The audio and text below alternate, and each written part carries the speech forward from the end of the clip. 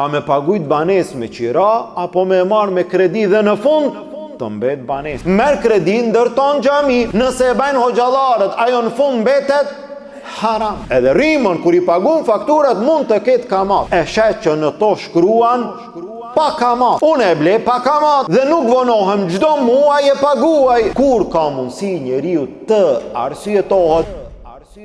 إن الحمد لله نحمده تعالى ونستعينه ونستغفره ونعوذ بالله من شرور أنفسنا ومن سيئات أعمالنا من يهده الله فهو المهتد ومن يضلل فلا هادي له وأشهد أن لا إله إلا الله وحده لا شريك له وأشهد أن محمدًا عبده ورسوله اللهم صل على محمد وعلى آل محمد كما صليت على إبراهيم وعلى آل إبراهيم إنك حميد مجيد اللهم بارك على محمد وعلى آل محمد كما باركت على إبراهيم وعلى آل إبراهيم إنك حميد مجيد. Falënderimi takon Allahut subhanahu wa ta'ala, atë falenderojmë dhe vetëm prej tij ndihmë dhe falje kërkojmë. Salavatet dhe selamet tona ja dërgojmë dashurit ton Muhammedit sallallahu alaihi wasallam, familjes tij, shokëve të tij dhe gjithë atyre që pasojnë rrugën e tij deri në ditën e gjykimit. Vëllezër të nderuar, jemi së bashku me lejen e Allahut azza wa jall në hijen e temave të cilat janë të rëndësishme për besimtarin, të cilat janë të rëndësishme për secilin prej nesh, të cilat ne si musliman duhet t'i njohim, duhet t'i dim, duhet të mundohemi të jetojmë, të punojmë, të veprojmë në atë mënyrë që nuk i thyejmë dhe nuk i kalojmë kufit e Allahut azza wa jall. Jemi në temat e shitblerjes, në temat e tregtisë, në temat e punës, në një kapitull i cili është mjaft i rëndësishëm që ne duhet t'i kushtojmë vëmendje.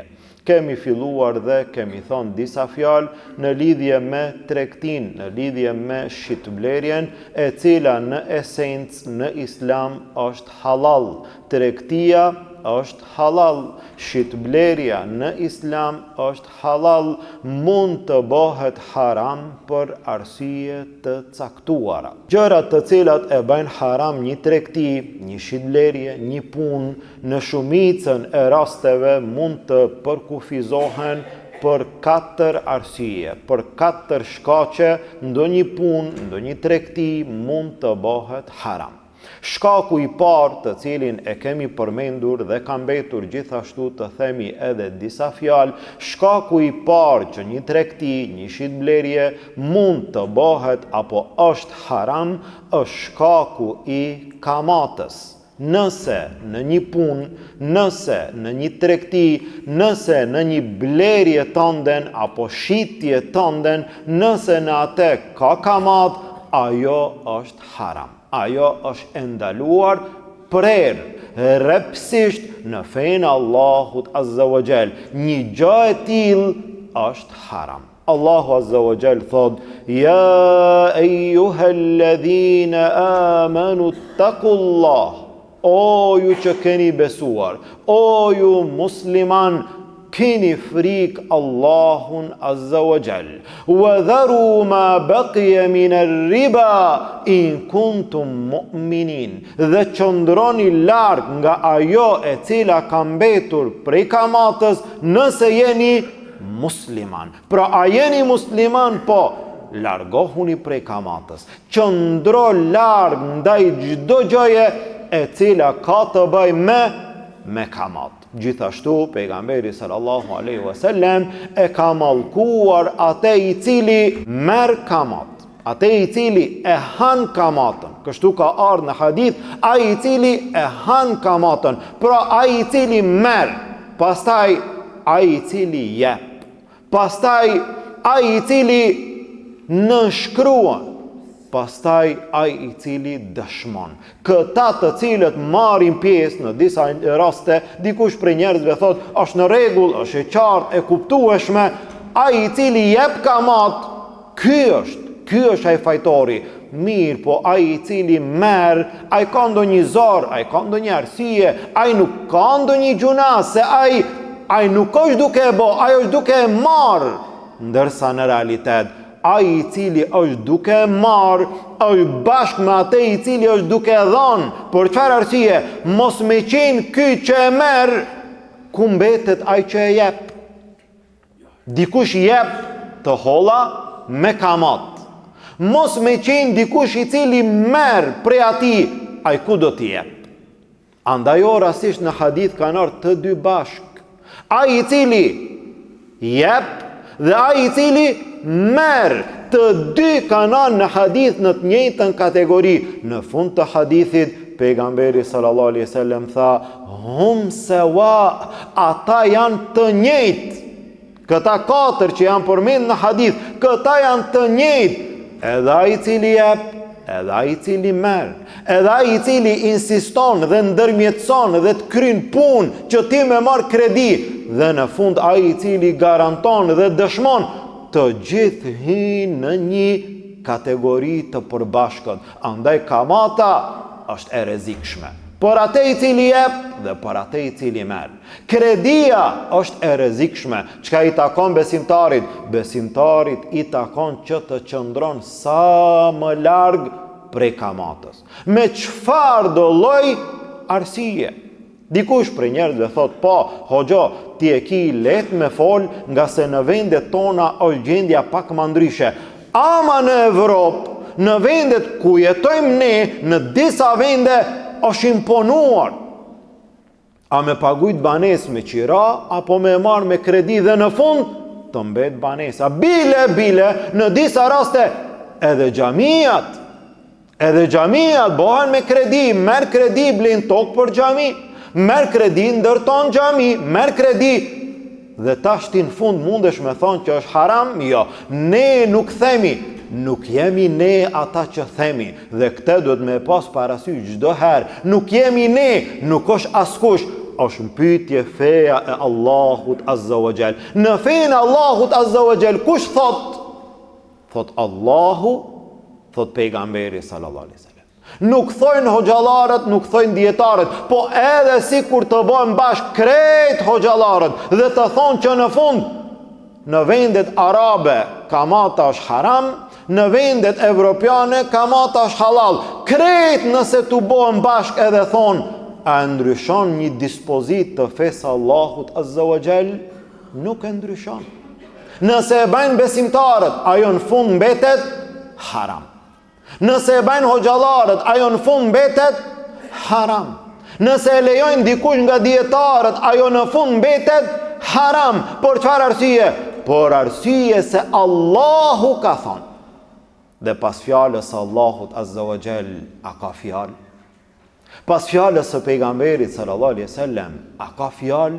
Në fenë Allahut Azza wa Jall, kur thot Allahu, por besimtarin është vetëm një gjë. Cila është ajo? Sami'na wa ata'na. Dëgjuam dhe u nështruam. Atë konvenon, tyja nuk konvenon. Ajo është një temë tjetër. Dëgjuam dhe u nështruam.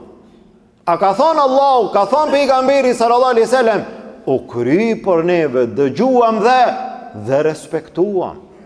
Dhe kjo nuk është pyetje për ndonjë gjë e cila mund të duket e lehtë, mund të duket e thjeshtë, është një gjë prej gjunaheve të mëdha, prej gjunaheve shkatëruese. Një ditë prej ditëve, dikush prej njerëzve duke kaluar rrugës e pa një njeri i cili ishte deh. Ishte deh deri në atë shkallën më të lartë të dejes. Nuk ishte në vete, kishte pi alkool aq shumë sa që nuk ishte në asnjë aspekt, në asnjë përqindje në vetdije. Dhe bante gjeste dhe thonte fjalë. Thot ky njeri, kur e pash këtë, i cili ishte deh, e shihja që dëshironte me hyp në han. Keni pa i dehuri? I dehuri në momentin e dejes është sikur i çmenduri, ka mundësi të thot fjalë, ka mundësi që të bën veprime që nuk e ka veten nën kontroll. Dëshironte me hip në han, duke qenë në tokë. I dehur, nuk është në vetdije dhe thonte fjalë të pamundura, thonte fjalë që nuk kanë logjik. Dhe kur e pash në atë gjendje, u preka shumë, u emocionova shumë. E pash njeriun të mbrin në atë shkallë, të humb vetdijen, të flet dhe të vepron atë që nuk i takon njeriu të shëndosh, thash, nuk ka ndonjë gjë më të keqe që e fut njeriu në veten e tij, në trupin e tij se sa alkooli. Nuk ka diçka më të keqe që njeriu e fut në trup se sa alkooli. Derisa thash, unë e shkurorëzoj bashkëshorten nëse ka ndonjë gjë më të keqe që njeriu e fut në trup se sa alkooli. Dhe kështu e kam përdorur në disa raste. Unë e lëshoj, e shkurorëzoj bashkëshorten nëse ka diçka tjetër. Pse? Se nuk ka diçka që njeriu e fut në trupin e tij më të keqe se alkooli. Mirë, po pastaj fillova të mendoj, ndoshta mos kam gabuar. Atëherë ky njeri u drejtua te Imam Maliku. Kështu dhe kështu ka ndodhur dhe unë kështu kam thënë, nuk ka ndonjë gjë më të keqe që njeriu e fut në trup se sa alkooli. A shkurorzuar, a llogaritet ky shkurorzim i bashkëshortes? A ka ndonjë gjë më të keqe që njeriu e fut në trup se sa alkooli? Imam Maliku tha, kthehu edhe hajde nesër, unë do mundohem që të jap përgjigje. Erdhi ditën e dytë, mirë, po Imam Maliku ende nuk jep përgjigje. Kthehu, hajde ditën tjetër, do të jap përgjigje. Derisa erdhi ditën e tretë. Ditën e tretë, Imam Maliku tha, shkurorzimi jot llogaritet. Shkurorzimi jot vlen. Por çfarë arsye? Tha, nga se kam gjetë në Kur'an një gjë e cila mund të futet në trupin e njeriut dhe e cila është më e keqe se alkooli. Dhe e keqja më e madhe që mund të futet në trupin e njeriut është ajo e keqe që Allahu e ka përmendur në Kur'an. Cila është ajo? Tha, e kam pa që vetmja gjë që Allahu e ka përmendur në Kur'an dhe atë i cili e vepron e merr atë, atij Allahu i shpall luftë, ajo është kamata. Nuk ka diçka më të keqe që njeriu e fut në trupin e tij se sa kamata. Andaj ai i cili merr kamat, ai i cili merr kredi, nuk ka ndonjë gjë, ka shumë gjëra që janë haram. Edhe alkooli është haram, edhe mishi i derit është haram, edhe pasuria me arsye tjera të ndaluara bëhet haram. Mirë, po atë të cilën e merr me kredi, me kamat, ajo është më e keqja që njeriu mund ta fut në trupin e tij. Këtij njeriu Allahu Azza wa Jall i tha në Kur'an, fa'dhanu bi harbin min Allahi wa rasuli. Ky njeri është në luftë me Allahun dhe pejgamberin e tij sallallahu alaihi wasallam. Andaj mëkati është i madh, andaj gjunahu është i madh. Besimtari duhet të jetë shumë i kujdesshëm nga çdo gjë e cila ka të bëjë me kamat. Shitja me kamat, blerja me kamat, puna me kamat, çdo gjë në të cilën ka kamat është e rrezikshme. Besimtari duhet të mundohet të qëndron sa më larg. Por çka do që të bëhet fjalë? Për çfarë do punë që të bëhet fjalë? Një gjë e tillë është haram. Kur ka mundësi njeriu të arsyetohet, ka mundësi njeriu të arsyetohet nëse ajo i imponohet nga shteti apo ndonjë arsye tjetër që nuk e zgjedh.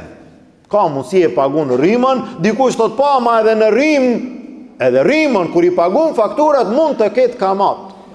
Edhe ujin, edhe një gjë tjetër, nëse ta ka imponuar shteti, nuk i zgjidhje, atëherë shpresojmë që insha Allah nuk ka gjuna.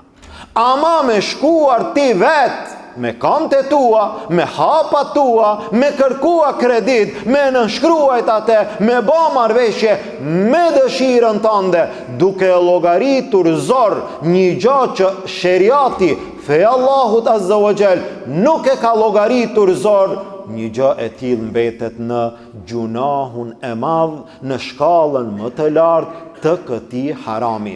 Andaj besimtari duhet të ketë shumë kujdes. Në disa raste veprohet, shihet, duket që disa gjëra shiten. Dhe ti kur hin dhe interesohesh, e shet që në to shkruan pa kamat. Ti don me ble për shtëpi, për familje, po qoftë edhe për qejf ndonjë gjë, krejt është në rregull. Ti e sheh shkruan pa kamat. A ban me ble një gjë të tillë? Në aspektin e jashtëm duket pa kamat. Mirë, po besimtari duhet të interesohet në realitet, jo në letër, jo në letër. Në realitet një gjë e tillë, a ka kamat ajo? Dhe nëse ju ban pyetje dhe interesohesh, në rregull, unë dua me ble këtë. A është pa kamat? Po, është pa kamat, në rregull. Nëse është pa kamat, unë dua me ble, kjo blerje është halal. Mirë, po. Nëse unë paguaj me rata, me kiste, dhe nëse unë vonohem 1 muaj 2, çka ndodh? Nëse ti vonohesh, ka kamat. Subhanallah. Atëherë ti e shet që në realitet, në atë shitblerje ka kamat, ama shkruan pa kamat. Në realitet ka kamat. Dikush thot, po unë nuk vonohem, unë e ble pa kamat, dhe nuk vonohem, çdo muaj e paguaj. Nuk ka siguri, nuk ka garancë për askant. Nuk ka siguri. Andaj në fenë Allahut Azza wa Jall, vetëm kontratën nëse e ban, ti në atë moment duhesh me bë kontratë, duhesh me bë marrëveshje që unë e blej një gjë të tillë pa kamat. Mirë, po aty ekziston. Nëse ti vonohesh ka kamat, vetëm këtë nënshkrim, këtë marrëveshje, nëse e ban, ti indirekt, ndoshta jo në mënyrë të drejtë për drejtë, ti me gjithë atë këra në kamat. Andaj një shitblerje e cila shkruan pa kamat, në brendi të saj ka kamat, në fund është e ndaluar. Kur është e lejuar? E lejuar është nëse është në realitet pa kamat. Çka do me thonë pa kamat? E ki ta paguash atë me rata, me kiste. Nëse vonohesh, s'ka kamat.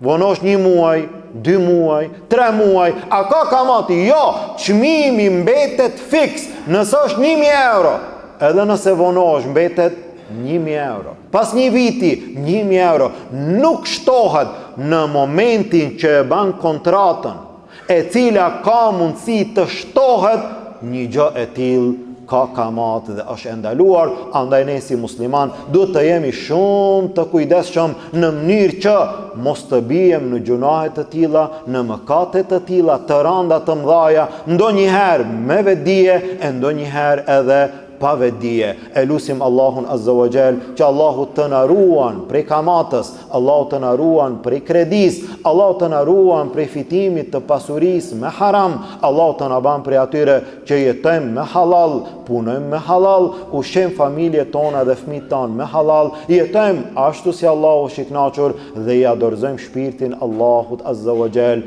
ashtu si Allahu është i kënaqur. E lutim Allahun Azza wa Jall, Allahu të na ban prej atyre që nga fjalët që i dëgjojmë marrim mësim edhe i praktikojmë. Amin. Walhamdulillahi rabbil alamin. Wa subhanaka Allahumma wa bihamdik ashhadu an la ilaha illa ant astaghfiruka wa atubu ilayk.